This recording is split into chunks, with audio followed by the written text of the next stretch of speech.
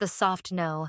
How to say no to your boss without getting fired. Hello, and welcome to Real English Conversations. I'm Emma. And I'm Daniel. If you're learning English and you sometimes feel nervous speaking, especially at work, you're in the right place. Yeah, because today we're tackling something that even native speakers struggle with. Oh, absolutely. We focus on real conversations, not textbook English. We talk about what people actually say and what they really mean in everyday life.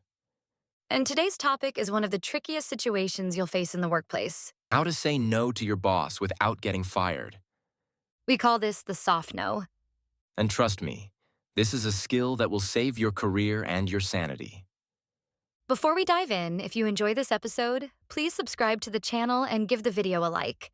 It really helps more English learners find us, and we're building such an amazing community here. All right, let's get into it. Why this is so hard? Okay, so let's start with why saying no to your boss feels impossible. Because it genuinely does. I remember when I first started working, I would say yes to everything. Same. And then you end up overwhelmed, stressed, doing terrible work because you're stretched too thin. Exactly. But in the moment when your boss asks you to do something, you think, I can't say no. They'll think I'm lazy. Or, they'll fire me. They'll give the promotion to someone else. I'm not a team player. All of these fears are real, but here's the truth. A direct no can hurt you, but a soft no actually shows professionalism. It shows that you understand priorities, that you respect your own limits, and that you care about doing quality work. Good managers respect this. They do. And if your manager doesn't respect it, that's actually valuable information about your workplace. True. But let's assume you have a reasonable boss and you just need the language to navigate this. Perfect. Let's break it down. The big idea. So, here's the framework for the soft no. You're not saying no, you're opening a conversation. You're showing that you want to help, but you need to problem solve together. The soft no has 3 parts. Part 1, acknowledge the request. Part 2, explain your constraint honestly. Part 3, offer an alternative or ask for guidance. Let's go through each part step by step. Part 1, acknowledge the request. First, you need to show that you heard them and you take the request seriously. This is where a lot of people want to immediately jump to, but I can't because... Don't do that. Pause. Acknowledge first. You can say things like, I understand this is important. Or, I can see why this needs attention. That sounds like a priority. Even just, okay, let me think about how to make this work. The goal here is to show respect for the request before you introduce the complication. It sets a collaborative tone instead of a defensive one. Exactly. You're on the same team. You're just working through logistics together. Part 2, explain your constraint. Now, here's where you need to be honest but strategic. You're going to explain why saying yes immediately would be a problem.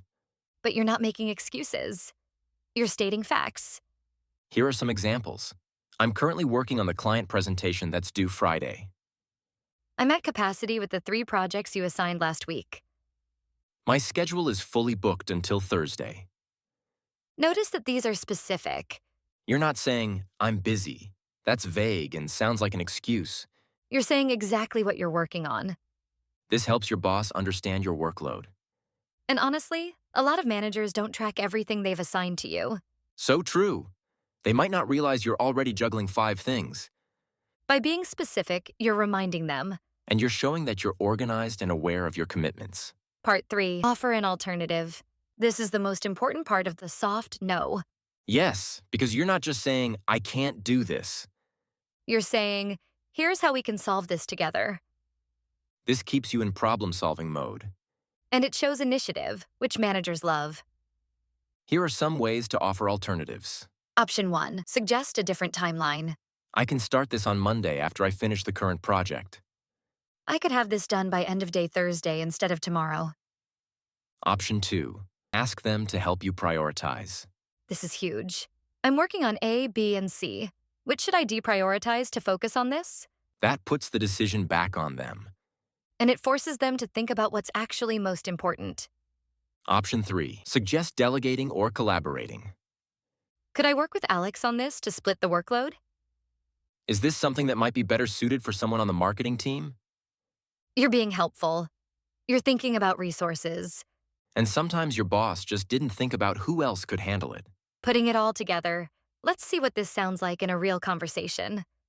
Okay, so imagine your boss comes to you and says, I need you to put together a report on Q4 sales by tomorrow. Here's a soft no. I understand this is important and you need it quickly. That's the acknowledgement. Right now, I'm finishing the budget proposal that you asked for yesterday, and I'm scheduled to present it to the team tomorrow morning. That's explaining your constraint with specifics. I could start the sales report right after that presentation and have it to you by end of day tomorrow. Would that work? And that's offering an alternative. See how that flows? It's professional, it's collaborative, it's not defensive. Let's try another one. Your boss says, can you take on this new client account? Here's a soft no. I'd love to work with new clients. Acknowledgement. Right now, I'm managing 3 accounts, and I want to make sure I'm giving them the attention they deserve. Constraint. Could we look at my current accounts and see if there's one I could transition to someone else? Or could I take this on starting next month? Alternative. Perfect. Different situations, different approaches. Now let's look at some specific scenarios where the soft no changes slightly. Because context matters. First scenario. Your boss asks you to work late or over the weekend, This one is tricky because there's personal boundaries involved. right? You can say, I have a commitment tonight, but I could come in early tomorrow to work on this. Or, I'm not available this weekend, but I can stay late Monday and Tuesday if that helps. You're offering flexibility without sacrificing your boundaries. Second scenario. Your boss asks you to do something outside your job description. Like, can you fix the printer?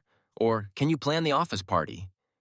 You can say, I'm happy to help where I can, but I'm not familiar with printer repairs.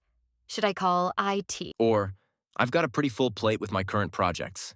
Is there someone else who might have more capacity for this? You're not being difficult. You're just clarifying roles. Third scenario. Your boss asks you to do something unethical or questionable. Okay, this is serious, Yeah, this isn't a soft no. This is a firm boundary. but you can still be professional about it. I'm not comfortable with that approach. Could we explore other options? Or, I think that might violate company policy.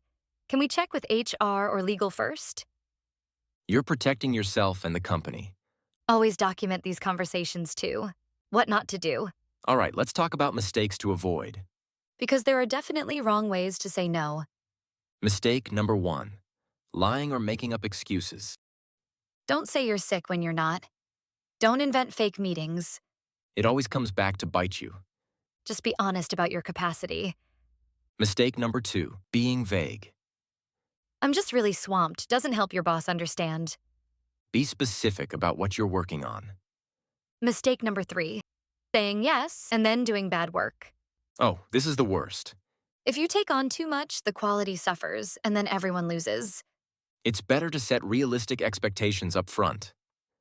Mistake number 4. Saying no without offering alternatives. That makes you seem uncooperative.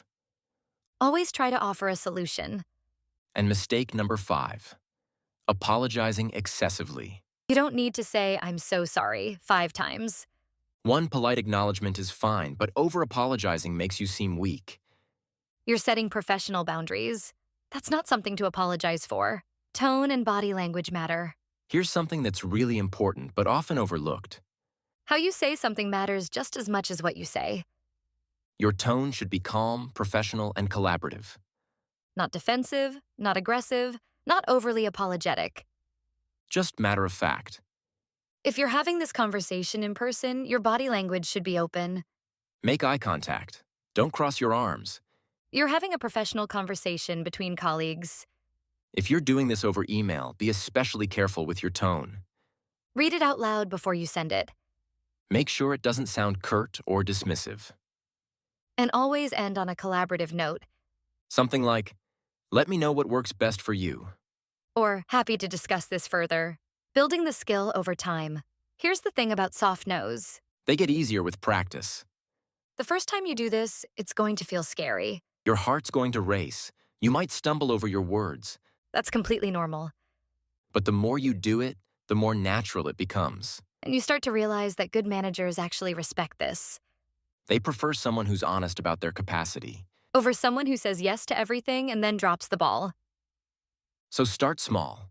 Practice on lower stakes situations first. And remember, you're advocating for yourself and for the quality of your work. That benefits everyone.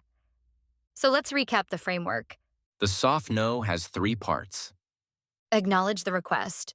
Show you take it seriously. Explain your constraint honestly and specifically. Offer an alternative or ask for guidance on priorities. This keeps the conversation collaborative, It shows professionalism and self-awareness. and it protects you from burnout. Remember, saying no to one thing means you can say yes to doing great work on what really matters. That's what makes you valuable. Not saying yes to everything. Now it's your turn. In the comments, we'd love to hear from you. Have you ever had to say no to your boss? How did it go? Or if you've never done it, what's your biggest fear about it? Your experiences help us create better episodes. Thank you so much for listening to Real English Conversations. We'll be back soon with another real-life topic to help you navigate English with confidence. Until then, keep practicing. And remember, real conversations don't have to be perfect. They just have to be honest. Goodbye for now. See you next time.